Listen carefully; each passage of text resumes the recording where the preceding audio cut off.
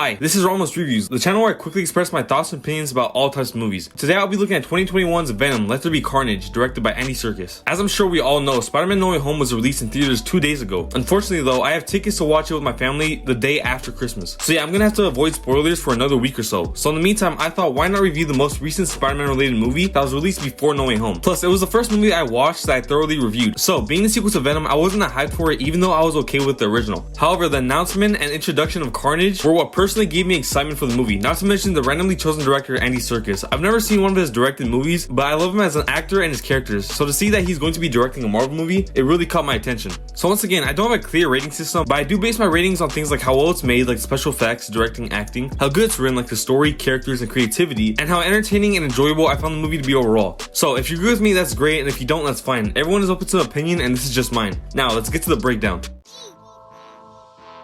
In Venom, There Be Carnage, Eddie and Venom are having issues with each other due to obviously being symbiotically connected. However, when an imprisoned serial killer Cletus Cassidy becomes a host to another symbiote, Eddie and Venom have to get over their issues to stop his carnage, which is also where we're going to start off. I personally believe that casting Woody Harrelson as Cletus Cassidy was a decent choice. He feels right as Cletus, and his deranged, unsettling presence is definitely there even before he becomes Carnage. However, he has a motive, which I don't really like. At least it's a believable one, but at the same time, it's Cletus Cassidy. He doesn't need a motive, let alone a backstory. The way I've always seen him, especially in the 90s Spider-Man show, is that he's like the Joker in The Dark Knight. He's just psychotic, and that's all we know about him. It makes him mysterious and unknown, which in turn makes him scarier. I don't know, I just don't like the fact that he's a bit more insane and vengeful due to some childhood romance. It makes him seem a bit more whiny rather than insane. Though his much more powerful form is legitimately terrifying to watch. We get a lot of Carnage scenes, and for the most part they're great. His design also looks great, and Carnage's introduction is the best scene in the movie. It feels like a scene straight out of a horror movie. Plus, even though the movie is PG-13, the prison escape is decently violent. It makes you feel disturbed while giving you that instinctive thought of like, get the fuck out of there. Also, Venom and Carnage's fights are decent and have Venom getting his ass whooped for most of the time. I like that. It's very accurate since he always did without Spider-Man's help, though he still has some issues. I feel like Carnage's voice could have been more creepy. Whenever we've heard Carnage in the past, he usually has a high-pitched, crazy, yet demonic voice, but here, he debatably has a deeper voice than Venom.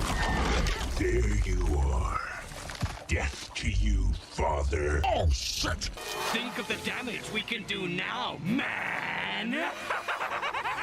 I usually don't mind things like that, but being a huge Spider-Man fan and his voice being an iconic characteristic for his character, it was a pretty big letdown. They were also comic accurate with how Carnage can quickly control computer coding, which I found really stupid. Like, yes, it's apparently in the comics, but I think that's pretty ridiculous for a symbiote to do. Lastly, Carnage and Cletus should have been a perfect match. If anyone has a symbiotic perfect match in the entire universe, it's literally Carnage and Cletus. Hearing Cletus say him over we sucks, especially since most of the movie is about how Venom and Eddie are feeling like they're becoming less compatible with each other, which is probably the worst part of this movie, by the way. So much of the movie just watching Venom be so childish and whiny as Eddie tries to control him and tell him what to do. It's such an unsatisfying and unentertaining dynamic that we constantly have to watch, even if the humor sometimes works. Like, most of the interesting scenes that involve Venom and Eddie are the ones when they're separated. We get a few good scenes of Eddie Brock being a journalist, and some uninteresting scenes of Venom partying and very possibly killing his new host. Their dynamic between each other as a whole is probably the worst part of this movie, which is terrible since they're the main protagonists. Luckily though, the antagonist is great and the side characters are decent as well. Anne and Dan are much more likable and helpful in this movie, even though I absolutely despise the Anne seducing Venom scene.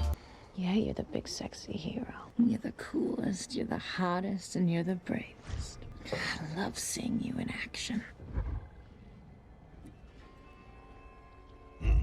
Mrs. Chen is also nice to see again since she's more of an actual character this time around. Unfortunately though, we also get Shriek. I personally found her to be a badass character and villain, but her not being able to use her powers due to Carnage makes her a useless secondary antagonist. She's just in this movie to give Cletus an emotional connection and a lazy reason for them to have the upper hand. It's such a waste of a character that didn't need to be in this movie. She could have been a really good idea for a third movie villain. Plus, her entire Mulligan subplot was a part of this movie that I didn't care about at all. Especially since Mulligan being a dick a lot makes me not care about him whatsoever. Also, there are a few writing and plot choices I didn't really appreciate. For one, Cletus' escape was in the breaking news and in papers all over San Francisco. He definitely should have been noticed in public, yet he wasn't. Also, don't try to make me care about Cletus after everything he's done and then choose to kill him off. Like, look, I understand he's too dangerous to logically let be alive, but he's just as much a Spider-Man villain as he is a Venom villain. Y'all couldn't let him live a bit longer, especially given the exciting post-credit scene? Like, come the fuck on, man. And as I said before, Shri could have been a dope third movie villain, but instead we get Toxin, which is fine I guess, but we don't want to see constant Venom versus symbiote fights. It's getting repetitive. Lastly, this movie was a bit everywhere tone wise, and I personally don't know how I truly feel about it. I feel like many of the people in charge of this movie just didn't know what it wanted to be.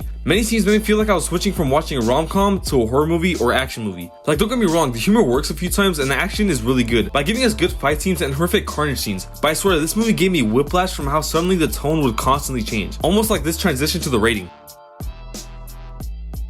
I would say as a whole, Venom There Be Carnage is more fun and has better action sequences than the first one, but it's not as good because of certain character issues and overall storytelling and tone choices. That's why I could only earn a 6 out of 10, with a recommendation to watch if you enjoyed movies like The Incredible Hulk, Ghost Rider, or Deadpool 2.